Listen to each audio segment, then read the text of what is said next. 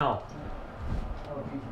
I have not seen the Legend of Korra finale because I have not seen this season. I have watched I haven't watched the season at all. This season, it started off kind of slow, and then like about the fifth or sixth episode, I can't remember, they did this extended flashback where it went to the origin of the Avatar. That was amazing. It was like I can see how that would be awesome. It was a Miyazaki movie. It was like all in the spirit world, and they had all these like spirit creatures. That's what the first season was missing. She did none of that. I know. And I was like, and she wasn't actually in it, and it was good. I was like, you know, she's kind of whiny. Yeah, she's not. She's a teenager. Yeah, and then I'm not going to give anything away. Fussing teenager. But the episodes that I've seen after that, I think I've only seen one or two, and they were okay.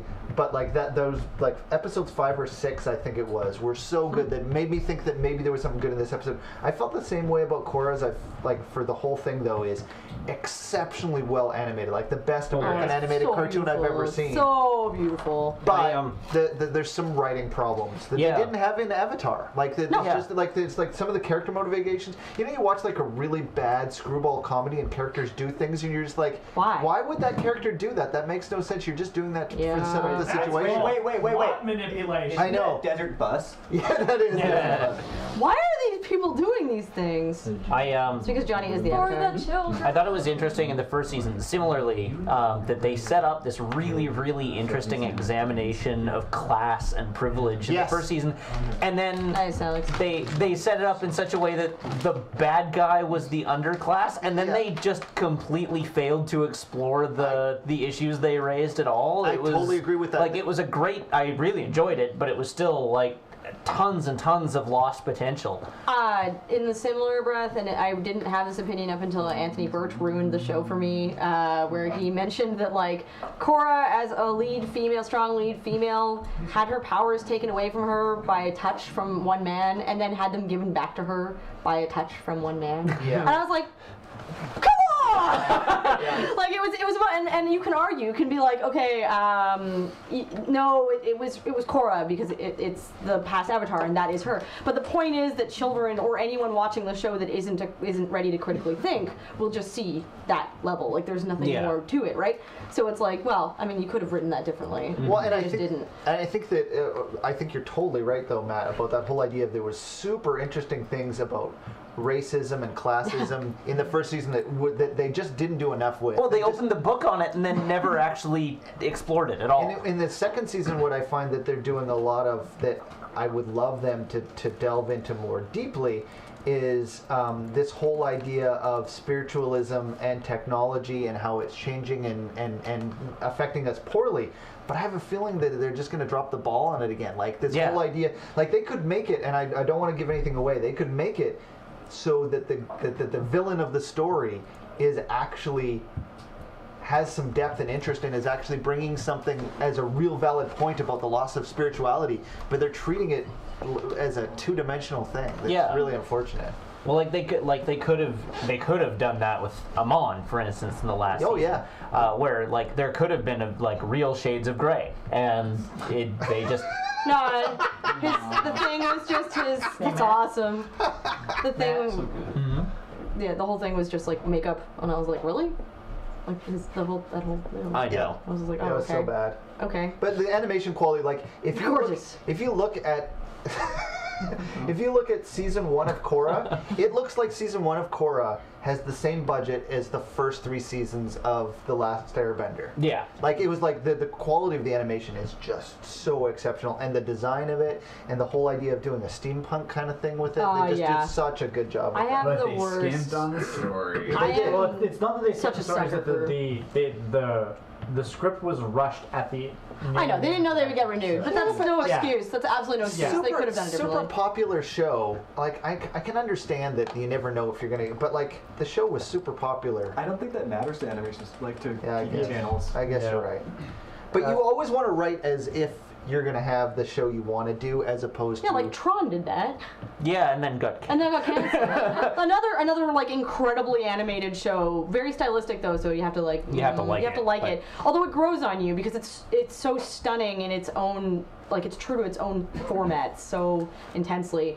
But Tron Uprising was just like, even it shied like It did. At away. the end, it was like- it shied away from actually really digging into the issues it raised. Well, they knew they were getting and- canceled halfway through.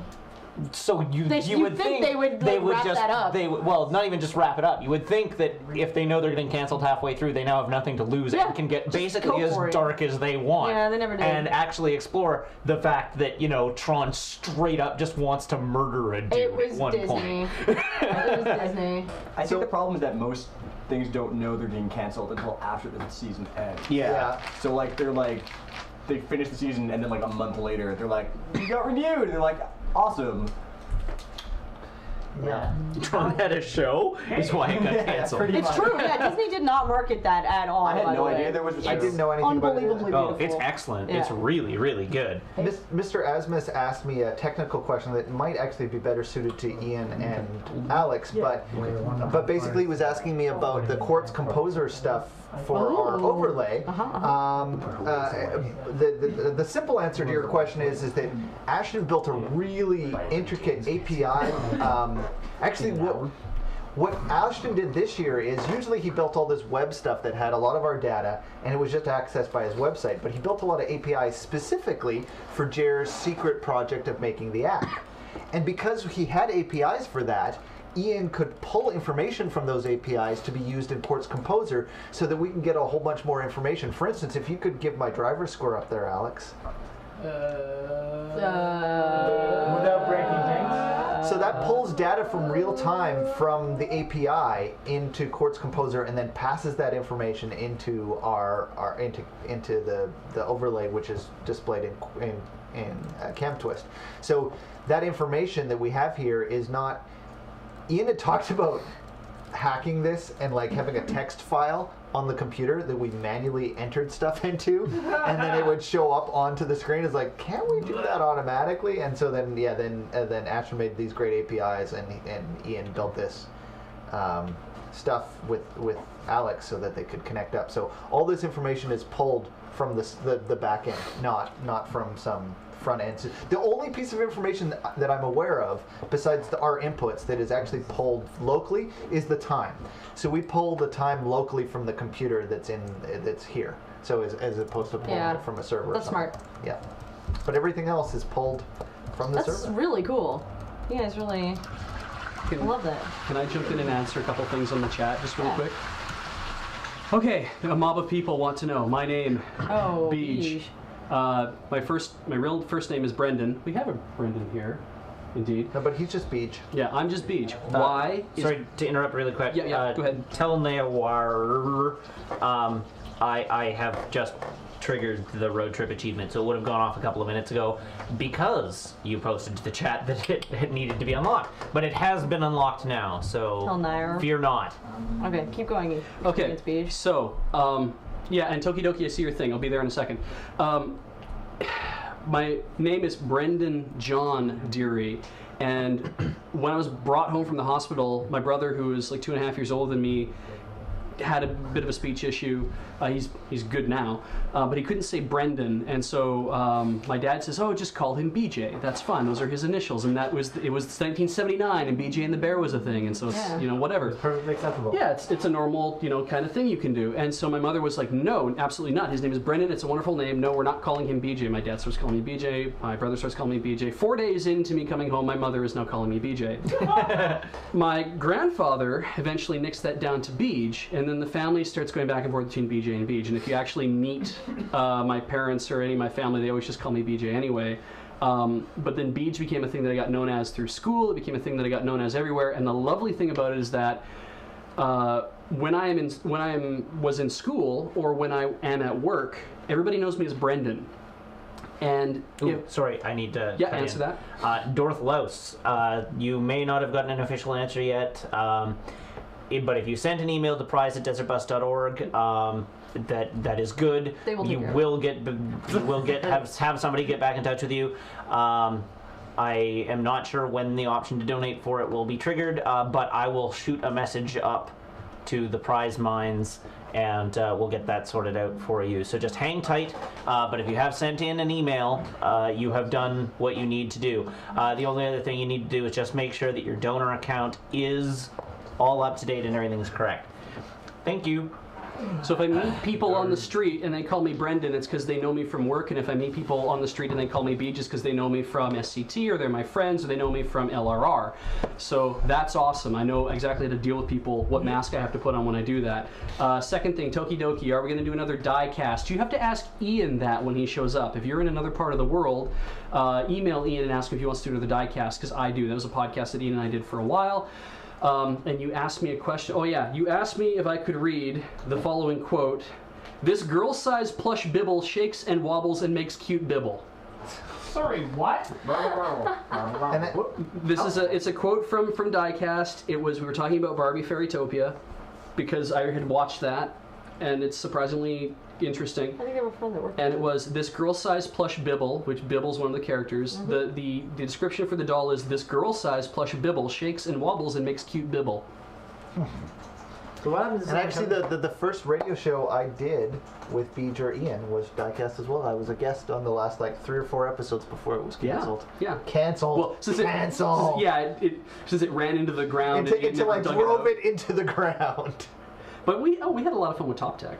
Yeah, no, Top Tech was really absolutely. We should try to get that back on the air again. Yeah. So what happens if I come up to you in the street and call you Mr. your last name? Then you probably are trying. Then that's weird. Trying to sell him something. How the hell would you know my last name? You just knew me on the street. Yeah, it's chat knows. Yeah, exactly. You introduce yourself to the chat. Mr. Deary, I'm like, well, you must be a fan. So, how are we doing on that spinach challenge? Yeah, we had a couple people join. It looks like explain it again. Okay, so oh my gosh, I want Dorth Louse's. So this is. I want his $1,600 donation to come in. Yeah. No. Yes. No. Yes. I don't know if we can Dorth, count that. we have to figure that out now. It's okay, we'll just eat it all. With the bowl, it is 2,600 grams of spinach. No, don't hit that 16. So, yeah. So I'm sad to say the Dorthlos thing may not be forthcoming in time for the spinach. If only because it sounds like Sarah needs to wait for Ashley to get here to figure out the specific details. But you should have an answer shortly after 6 o'clock in response to your questions. Well, I guess that everyone